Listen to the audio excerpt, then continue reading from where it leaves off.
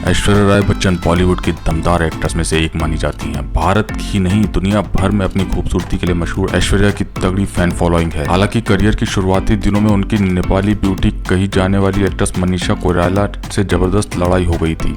क्या था पूरा मामला, आइए बताते हैं। झगड़े विवाद बॉलीवुड के लिए कोई नई बात नहीं है और ऐसा ही कुछ ऐश्वर्या और मनीषा के बीच हुआ था। इसकी वजह मॉडल और एक्टर राजीव मूलचंदानी से जुड़ी अफवाहें थी, जो कि ऐश्वर्या को डेट कर रहे थे और मनीषा कोइराला के लिए उन्हें छोड़ दिया था। 1999 में एक मशहूर मैगजीन ने ऐश्वर्या के सच को एक इंटरव्यू के जरिए लोगों के सामने रखा। इसमें गुरु एक्ट्रेस ने कहा था कि 1994 की शुरुआत में एक मैगजीन ने इस खबर को रिवील किया था कि उसमें बताया गया था कि राजीव ने मुझे मनीषा के लिए छोड़ दिया। ऐश्वर्या ने आगे कहा था, जब मुझे इस बारे में पता चला तो मैंने राजीव को कॉल किया कि यह सब क्या है। राजीव मेरा अच्छा दोस्त था और कुछ नहीं। मैंने उससे कहा कि मैं उसकी लव स्टोरी के बीच में नहीं आना चाहती हूँ। 2 महीने बाद वे एक दूसरे को नहीं देख रहे थे।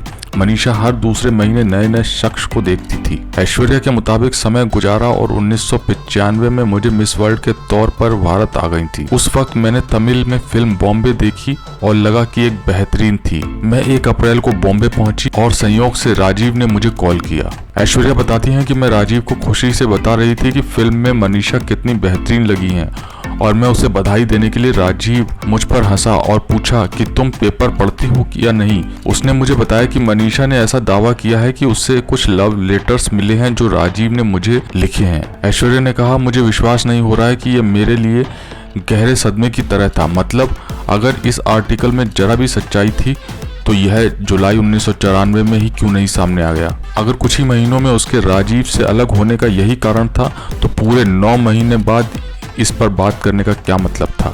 ऐश्वर्या की माने तो मनीषा कोइराला ने पूरे एपिसोड ने उन्हें बुरी तरह प्रभावित किया और वह कई दिनों तक रोती रहीं। ऐश के मुताबिक मैं कभी किसी नाम के साथ नहीं जुड़ना चाहती थी, लेकिन मीडिया ने इसे इतना चलाया कि अगर कोई मेरा नाम लेता था तुरंत मनीषा का नाम दिमाग में आ जाता था। ताल एक्ट्रेस ने आगे बताया कि आज उस घटना के बाद 4 साल हो चुके हैं, लेकिन अब भी उस टॉपिक को सामने लेकर आती हैं। इसका मतलब यही है, यह सब किसी और चीज से उपजा है, न केवल एक खोए हुए रिश्ते से। हालांकि आखिर में ऐश्वर्या ने कहा था कि तमाम कड़वाहट के बावजूद मनीषा की खुशी की कामना करती हैं। उन्होंने कहा कि आपको विश्वास नहीं होगा, लेकिन मनीषा के प्रति मेरी तरफ से कोई कड़वाहट या नाराजगी नहीं है। मुझे उम्मीद है कि जल्द ही उसे खुशी मिलेगी।